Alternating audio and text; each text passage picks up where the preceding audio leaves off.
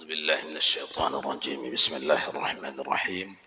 إلى حضرة النبي المصطفى محمد رسول الله صلى الله عليه وسلم وعلى آله وأصحابه وأزواجه وذريته ولكافة الأنبياء والمرسلين والعلماء والشهداء والصالحين شيء لله ولهم الفاتحة.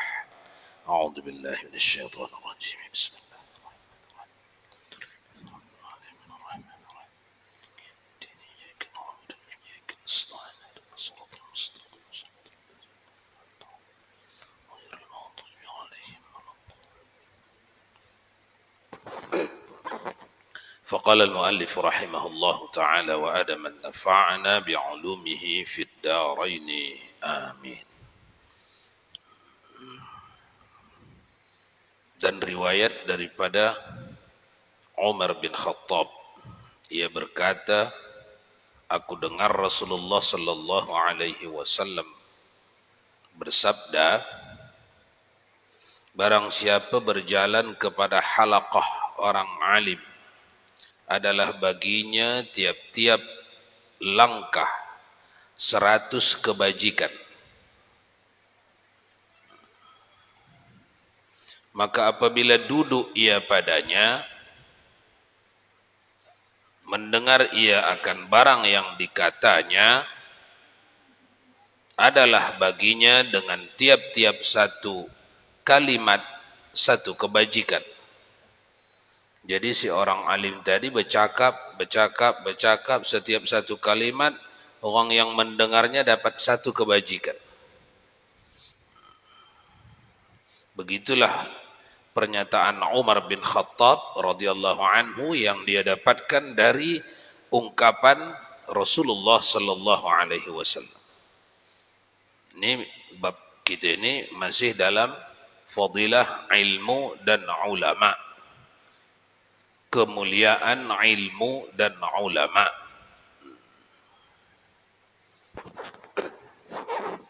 Wa qala sallallahu alaihi wasallam faqihun wahidun mutawarri'un ashaddu 'ala asyaitani min alfi 'abidin mujtahidin jahilin war'id.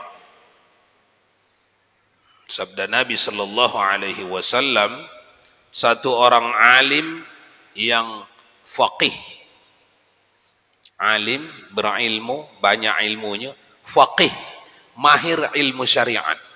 Faqih artinya mahir ilmu syariat. Ada orang alim tidak faqih. Apa itu? Banyak ilmunya tapi tidak di bidang ilmu wajib, sunat, haram, makruh, sah, batal. Tidak. Di bidang yang lain daripada itulah. Mahir dia tentang ilmu mengurus langit, mengurus laut, mengurus gunung, mengurus bumi, arkeologi, antariksa, dan seterusnya dan seterusnya. Itu semuanya ilmu Allah. Itu semuanya milik Allah. Itu semuanya disuruh Allah didalami, dipelajari, dipahami.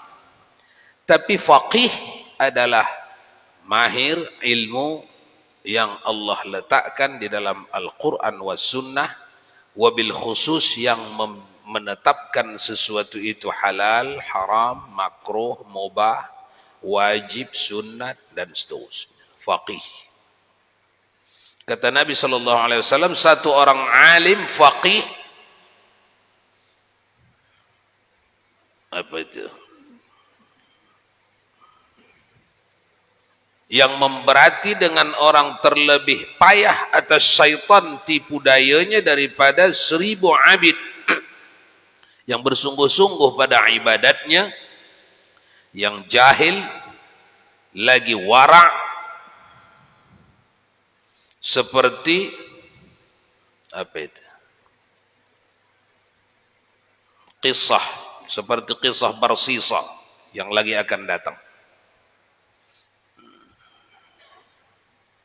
Barsisa ini gambaran dari hamba Allah, salah contoh dari hamba Allah, abid, ahli ibadat, tapi tanpa ilmu. Ibadat kuat tanpa ilmu, ilmu fikih. Jadi dia digelincirkan oleh syaitan karena lemah ilmu fikih. Makanya ada kebiasaan ulama-ulama kita dari zaman dulu, ilmu fikih dan ilmu tauhid itu biasa diasas, di dasar, di awal.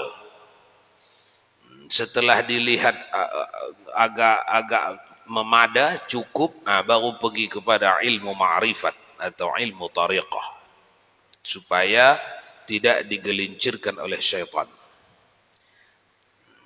Jadi satu orang alim yang faqih itu lebih sulit bagi syaitan daripada 1000 abid.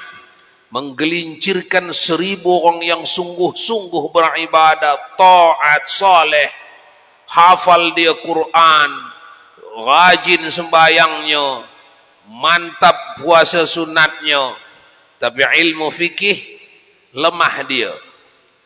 Itu orang tu 1000 orang mudah syaitan menggelincirkannya. Tapi faqih satu saja kesulitan syaitan, karena faqih adalah orang yang memahami nas-nas Al-Quran was sunnah, baik zahir batin yang diletakkan Allah di dalam Al-Quran was sunnah. Orang tu faham. Itu susah digigit syaitan itu. Orang yang tak faham, rajin ibadatnya, mantap ibadahnya, aurat-aurat, wirid-wiridnya mantap, hizib-hizibnya mantap, tapi baca hizib saja tak difahaminya apa isi, apa dia di dalam. Salawatnya mantap, tapi salawat saja tidak roh, tidak ikut rohnya. Ini mudah ini digelincirkan syaitan. 1 lawan 1000 perbandingannya. Itu cakap Nabi, ya. 1 lawan 1000. Macam mana mudahnya memahami, bagaimana sulitnya syaitan melawan 1 orang ni lebih mudah 1000 orang ni. Begitulah perbandingannya seorang yang berilmu di dalam ibadatnya dengan orang yang tidak berilmu di dalam ibadat. Qala sallallahu alaihi wasallam, fadlul alimi ala al-abidi ka fadlil qamari lailatal badri ala sairil kawakib. Sabda Nabi sallallahu alaihi wasallam, kelebihan alim atas orang abid seperti kelebihan bulan purnama pada malam penuh purnama. Kelebihan bulan pada malam penuh purnama atas segala bintang.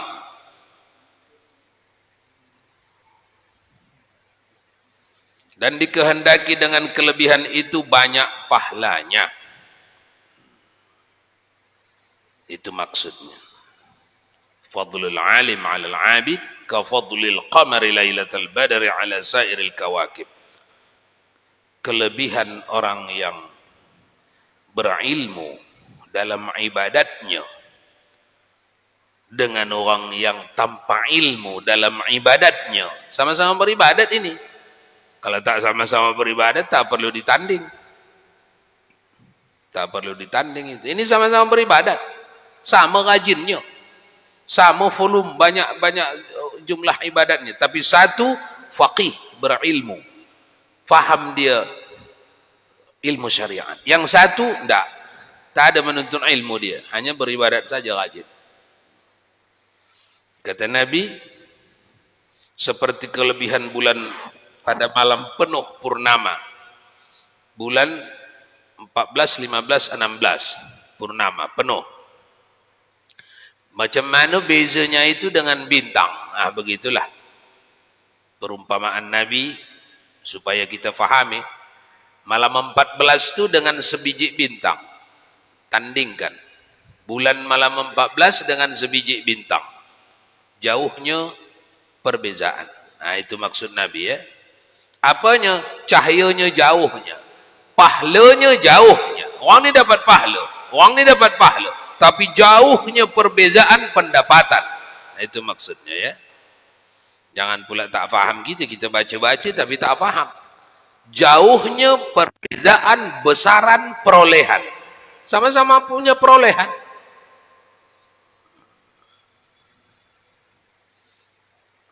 Ini kalau amal-amal sunat lah, mengecik perolehannya tanpa ilmu.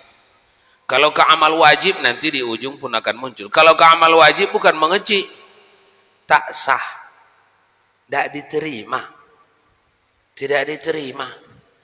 Salatnya orang yang tak tahu dia mana yang wajib di dalam salatnya itu tidak sah itu. Cuma karena sulitnya itu datanglah ijtihad ulama. Ulama-ulama kita berijtihad seperti Imam Asy-Syafi'i yang diikuti oleh ulama-ulama mujtahid mazhab di belakangnya berijtihad. Apa itu? Karena sulitnya mengetahui itu, maka orang yang sudah bersungguh-sungguh dia belajar tak juga hafal dia ini syarat sah salat, ini rukun salat, ini membatal salat, tak juga hafal. Padahal dia dah belajar. Padahal dah bersungguh-sungguh. Bukan lantaran tak belajar. Kalau lantaran tak belajar itu akan lain perbincangannya. Dah belajar, dah bersungguh-sungguh, beli buku, datang ke guru, dengar cakap, dengar pengajaran, tak juga asal keluar dari majelis dah hilang. Keluar dari majelis dah hilang. Macam mana ini kalau tak sah juga? Ijtihad mereka. Memberanikan diri berijtihad mereka. Apa ijtihadnya? Apa hasil fatwanya? Kalau sudah diusahakan mempelajarinya tak juga dapat, tak juga hafal, di majelis itu saja lah ingat, habis itu lupa lah. Yang mana agaknya yang wajib ini yang kita perbuat ni. Mulai usalli sampai fil alamin indaka hamidum majid. Yang mana wajib, yang mana yang sunat tak bisa dipisahkan. Udah, anggap saja wajib semua. Itulah untuk keluar dari batal. Karena kalau ada nanti satu saja yang wajib dianggapnya tak wajib, dianggapnya sunat, batallah salatnya. Jadi caranya macam mana? Udahlah, anggap je wajib semua. Yang sunat-sunat pun wajib saja, bukan wajib pada orang lain, pada dia yang tak tahu ni. Aku ni tak tahu ya Allah. Yang mana yang engkau suruh wajib, engkau suruh sunatnya aku tak tahu. Udahlah, aku wajibkan aja lah semua. Itu jalan bagi orang yang sudah berusaha untuk mengenali mana yang diwajibkan, yang disunatkan, tak dapat-dapat. Di sini ada tak orangnya? Tak ada. Tak ada. Mana tahu nanti ada orangnya, bagi tahu. Beginilah jalannya. Supaya sah solatnya. Supaya sah solatnya. Anggap aja wajib semua. Biar sah. Kaitannya dengan kajian kita ini, pentingnya ilmu dan menuntut ilmu. Itu dikerjakan sesudah menuntut ilmu, tuan-tuan. Tak tahu saya tahiyat awal ni wajib apa sunat ini. Padahal belum menuntut ilmu. Tak sah, tak bisa.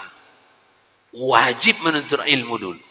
Tak tahu saya tahiyat akhir ni wajib apa sunat ini. Wajib menuntut ilmu dulu. Dah menuntut ilmu, tak juga faham, tak juga hafal. Sekejap je dah hilang, 2-3 hari dah hilang. Keluar dari majlis dah hilang, barulah pergilah kepada cara yang terakhir tadi. Apa caranya? Anggap semua wajib.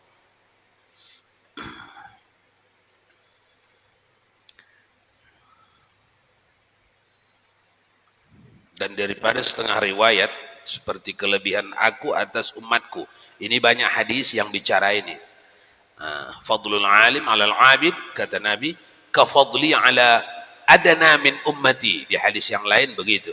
Kelebihan alim dari abid, alim rajin beribadat dengan ilmu, abid tidak dengan ilmu beribadat juga. Kata Nabi kelebihannya di hadis yang lain ini, seperti kelebihanku bertanding dengan salah seorang umatku yang paling rendah, yang paling bodoh. Itu pun supaya bisa difahami sahabat Nabi. Nabi bercakap pada masa itu begitulah. Kan di tengah-tengah mereka itu orang yang sempurna akalnya, yang agak lemah, mereka tahu. Jadi Nabi sebut langsung ke situ. Bagaimana jauhnya jarakku dengan seorang umatku yang tak cukup akal, yang apa namanya itu, lemah. Macam itulah bedanya orang yang beribadat dengan ilmu dengan orang yang beribadat tanpa ilmu. Itu maksudnya supaya kandas sahabat faham, tak payah tafsiran lagi, tak payah tafsiran itu. Namanya itu hadis muhkam itu. Ditengok, dengar saja sudah tahu maksud. Nabi tinggi, umatnya yang tak cukup kecerdasan. Tandinglah itu. Macam mana jauh jaraknya itu? Begitulah jauh jarak beribadat dengan ilmu dengan beribadat tanpa ilmu. Riwayat daripada Ibnu Abbas radhiyallahu anhuma, sambil tanya, kalau ada yang nak tanya ya. Radhiyallahu anhuma, daripada Nabi sallallahu alaihi wasallam bersabda, Allahumma ighfir lil muallimina wa barik lahum fi abadanihim wa atil fi a'malihim wa atli fi a'malihim. Ini doa Nabi khusus kepada muallimin, orang-orang yang mengajar. Hai Tuhanku, ampuni olehmu bagi segala orang yang mengajar, dan beri berkat olehmu pada badan mereka itu, dan panjangkan olehmu pada umur mereka itu. Mari kita riset. Tuan-tuan, pejamkan mata masing-masing. Anda mungkin mengenal, setelah memejamkan mata, Anda tahu ada beberapa orang soleh yang Anda kenal dalam hidup Anda. Fulan. Coba tengok umur mereka. Orang-orang soleh. Coba tengok umur mereka. Masuk tak di dalam yang disebut Nabi? Umumnya, kebanyakannya orang-orang yang tulus, ikhlas mengajarkan agama Allah, mereka akan masuk itu di dalam sebutan Nabi. Apa kata Nabi tadi? Ya Allah, Allahumma ighfir lil muallimin, wahai Allah, ampuni dosa orang yang mengajar. Wa barik lahum fi abadanihim, bagi berkat ya Allah badan mereka. Apa itu berkat badan? Mungkin mereka tidak sehat sangat, tapi tidak sampai kepada penyakit yang membuat mereka tak bisa mengajar. Wa atil fi a'marihim, panjangkan umur mereka. Orang-orang soleh, bukan semua, kebanyakan orang-orang soleh, mereka sampai di umur tua mereka mengajar dan tidak pikun. Itu keberkatan doa Nabi. Tidak semua, tapi kebanyakan orang-orang soleh yang ikhlas hanya mencari ridha Allah dia di dunia ini, itu akan dipanjangkan Allah umurnya sampai ke umur tua, renta, lemah, dia tidak pikun. Itu bahagian dari keberkatan doa Nabi.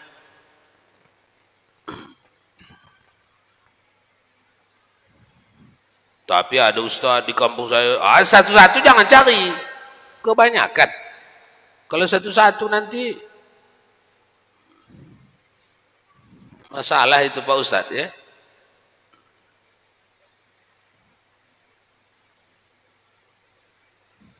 Tentang kelebihan duduk di halaqah orang alim tadi Ustaz. Hah? Kelebihan duduk di halaqah orang alim yang awal tadi itu.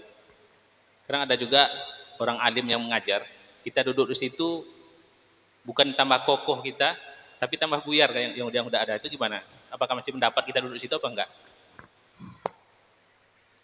Iya. Duduk kita situ tambah buyar. Nah, jangan duduklah. Orang buyar kok. Cuman buyar itu makanya disuruh Nabi khatibun nas biqadari uqulihim. Buyar kenapa? Jangan salah duduk gitu. Yang tak level kita, kita duduk, ya buyarlah. Disuruh Nabi berjenjang. Kalau sudah di jenjangnya kita buyar juga, tak bagus. Tapi kita pun hendak tengok juga, jangan-jangan kita salah duduk. Bisa juga karena kita salah duduk. Tidak di jenjang kita akan ada, menyusahkan yang ada. Menyusahkan yang ada.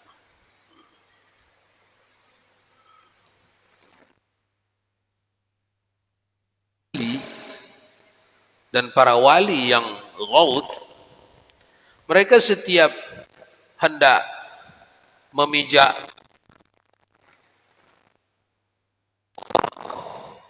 mereka minta izin dulu memijak rumput. Kalau nak memotong lama minta izinnya, minta izin sama pokok tu. Kayu untuk bikin gubuk di belakang Imam Ghazali, awak akan pening. Dia akan bercakap dulu dengan pokok-pokok tu. Tapi majlis kita tahu tak tingkatannya tak pas. Tapi ada juga bikin buyar bukan karena tidak pas, memang tidak tibaqah, memang tidak bertepatan dengan yang hak, ada juga. Jadi dari ini di mana diketahui ini? Mungkin itu soalannya. Cuma mengetahuinya ini? Ya tak mau, tak bisa tidak, mesti perintah Al-Quran, fas'alu ahla dzikri in kuntum la ta'lamun. Tanyakan kepada ahlinya. Tuan, saya mau duduk di majlis sana. Kitab yang dibaca ini namanya. Uraiannya ini, gambaran penjelasannya begini. Harus disampaikan kepada ahlinya. Kalau tidak, dari mana kita tahu bahwa kita yang tak faham atau memang pemahaman uraian itu yang salah? Sedangkan Al-Quran menyuruh fas'alu ahla zikri, tanyakan kepada ahli. Jadi mau tak mau kalau di situ posisinya tanyakan ya, tanyakan. Perkara apa itu? Perkara zahir kepada ulama yang mahir itu tentang zahir. Perkara batin kepada yang mahir tentang batin. Harus ditanyakan. Baik, hal lain.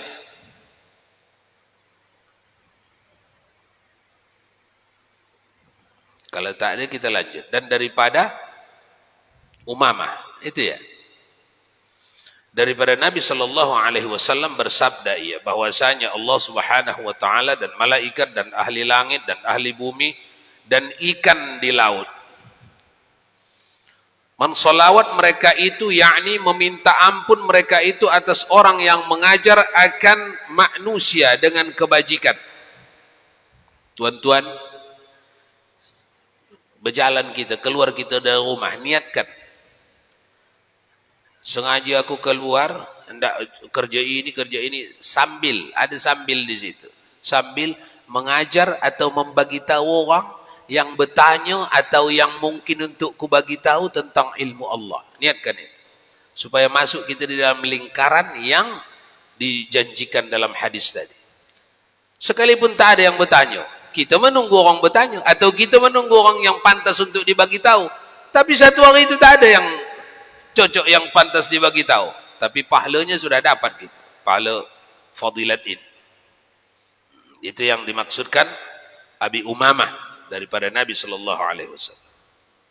Jadi kita tidak berhenti sebagai pengajar dari sesuatu yang kita dah tahu. Minimal kepada ahli keluarga kita. Kita ulang-ulang. Karena setiap kali kita ulang niatnya mencari ridha Allah, cakap itu akan menjadi nur yang tidak habis, nur yang tidak hilang. Cakap itu akan menjadi cahaya yang tidak hilang. Kita sudah mati pun cakap itu ada. Dia berbentuk nur. Allahu nurus samawati wal ard. Ini langit dan bumi ini dibangun Allah, yang menjadi kayu, yang menjadi batu, yang menjadi emas, perak, yang menjadi langit. Ini semuanya bangunan ini bahan bakunya ini apa? Nur. Belanja penduduk akhirat itu bahan bakunya nur. Jadi jangan sampai di situ memahami nur. Oh, dijadikan Allah jadi nur. Udahlah nur. Nur adalah bahan baku seluruh makhluk Allah. Kalau ada orang di akhirat yang mendapat tempat tinggal bagus, makanan, minuman bagus, pakaian bagus, kehormatan, kemuliaan bagus, itu didapatnya dari mana? Dari apa itu terbuat? Dari nur. Dari nur. Maksudnya ya. Jadi nur adalah belanja penduduk akhirat. Fasilitas penduduk akhirat. Di dunia ini nur itu disamarkan Allah, bukan disamarkan, dimasukkan Allah kepada jamadat, kepada benda. Dimasukkan Allah ke kayu, jadi yang kita pakai kayu. Dimasukkan Allah ke batu, jadi yang kita pakai batu. Aslinya adalah nur. Yang kita pakai batu, kayu, tanah. Aslinya adalah nur. Besok di akhirat ini semuanya, jasadnya ini sudah dilepaskan Allah. Kita pergi kepada aslinya. Kita memakai yang aslinya, nur. Makanya hadis-hadis yang berbicara tentang akhirat tak bisa dimasukkan ke sini. Misal Rasulullah kata, siapa baca la ilaha illallah 1 kali, ikhlas mencari ridha Allah niatnya, dapat apa? Dapat pahala sebesar bumi dan isinya. Kalau awak baca 33 kali, awak sudah punya 33 bumi dan isinya. Macam mana memikirkannya itu? Itu tidak bisa dipikirkan ke di sini. Karena itu bentuknya nur. Besarnya sebesar, nilainya senilai bumi serta seluruh isinya. Apa? Nur. Nur itu apa? Bisa diekstrak, dikecikkan.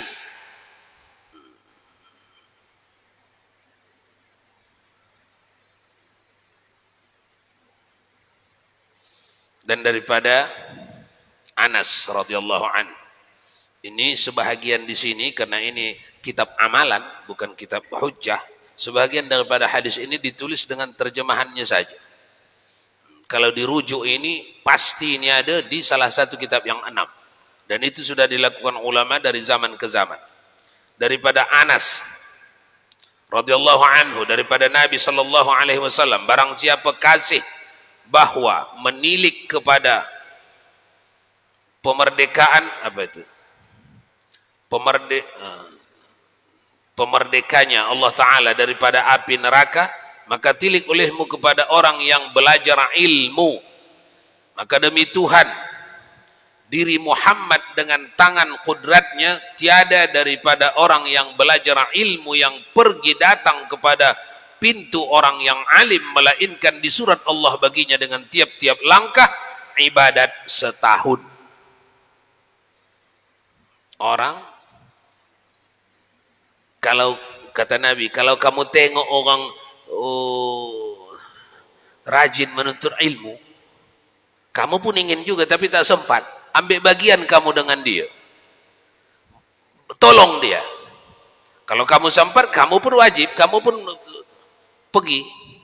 Tapi kalau kamu tak ada waktu, tak ada sempat, bila tak sempat, kita tengah berjalan-jalan musafir, ketemu orang, kemana ini Pak?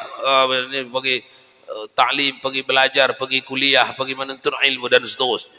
Ambil bahagianmu. Dengan cara apa? Mudahkan dia atau tolong dia, bantu dia.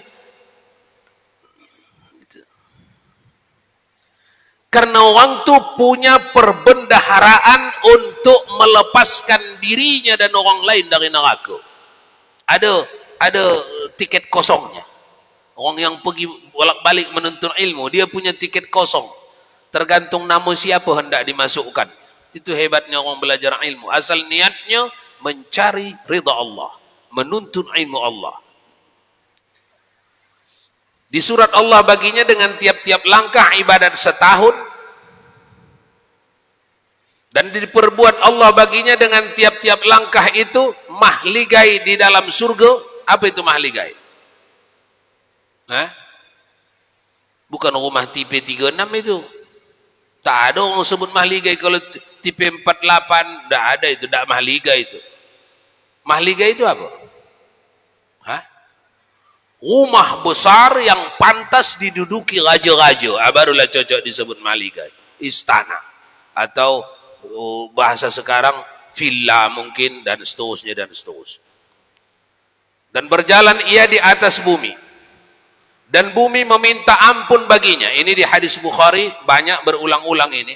Penuntut ilmu, makanya disuruh Imam Ghazali habis majlis ta'lim, tutup kitab, niatkan hendak datang lagi belajar minggu depan. Kalau sekali seminggu lah, kalau sekali sehari, besoknya niatkan. Kenapa? Supaya Anda tetap dicatat dalam buku malaikat Anda penuntut ilmu. Karena kalau penuntut ilmu jalan di mana-mana, itu semuanya rumput, kayu, batu, semuanya tanah, meminta ampunkan orang yang dicatat malaikat sebagai penuntut ilmu. Itu diminta ampunkan. Ya Allah, ampuni dia ni. Awak pijak tanah tu. Ya Allah, ampuni ini, ampuni ini. Kebalikannya seperti pezina berjalan di jalan, itu dilaknat semua kayu, batu, rumput-rumput semua. Ya Allah, jahanamkan orang ni, jahanamkan orang. Di hadis Bukhari dan Muslim begitu. Pezina kalau jalan dia di mana-mana. Makanya sepakat orang-orang tua dahulu usir dari kampung, betul tak? Dulu. Kalau sekarang jangan usir. Berhadapan awak sama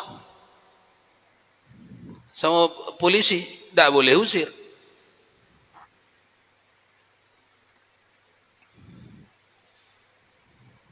Jadi penuntut ilmu, supaya kita berkekalan dalam menuntut ilmu, habis majelis ilmu, niatkan aku nak datang lagi. Sekalipun tak jadi datang. Karena ada kesibukan, ada halangan, tak jadi. Tapi niatnya dah ada. Sepanjang dari masa ke masa yang akan datang, dia dicatat sebagai penuntut ilmu. Salah satunya, fadilatnya, dia diminta ampunkan seluruh jamadat, seluruh makhluk Allah, hayawanat, ikan-ikan itu semuanya minta ampun. Meminta ampunkan untuk orang. Kenal rupanya orang ikan tu Ustaz. Ada tak soalan dalam hati begitu? Kalau ada perlu dibahas. Kalau tak ada tak payah lagi. Singkat, waktu pun dah singkat. Ada? Kenal. Karena kita ni macam jalo, yang punya kita ni, yang menguasai kita ni, yang menguasai ikan tu juga, yang menguasai diri kita ni, yang menguasai ikan tu, sama kita sama-sama dibuatnya. Jadi kalau dia yang menyebut tahu, tahulah itu. Jangan pernah ragukan. Tahu itu. Ini orang tercatat, ini menuntut ilmu ini. Ini orang pendosa besar ini. Tahu dia. Kenapa? Karena berita itu datang daripada Rasulullah sallallahu alaihi wasallam. Itu pasti. Begitu memahami. Dan riwayat daripada Abdullah bin Mas'ud radhiyallahu anhu, sabda Nabi sallallahu alaihi wasallam, barang siapa belajar satu bab daripada ilmu yang dapat manfaat dengan dia pada akhiratnya dan pada dunianya, niscaya terlebih baik baginya daripada umur dunia 7.000 tahun.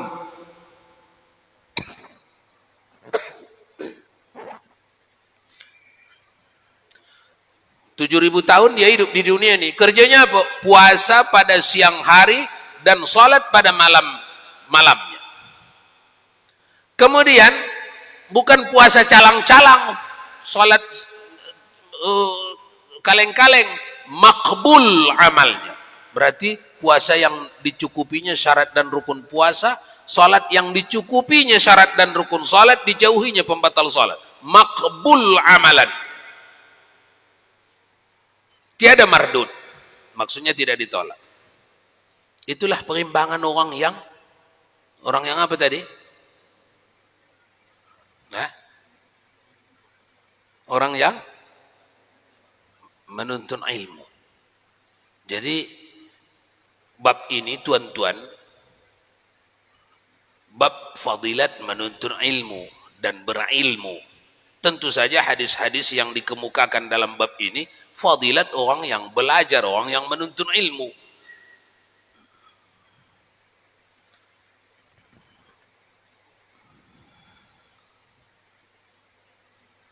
Dan sabda Nabi sallallahu alaihi wasallam, Ana madinatul ilmi wa ali babuha.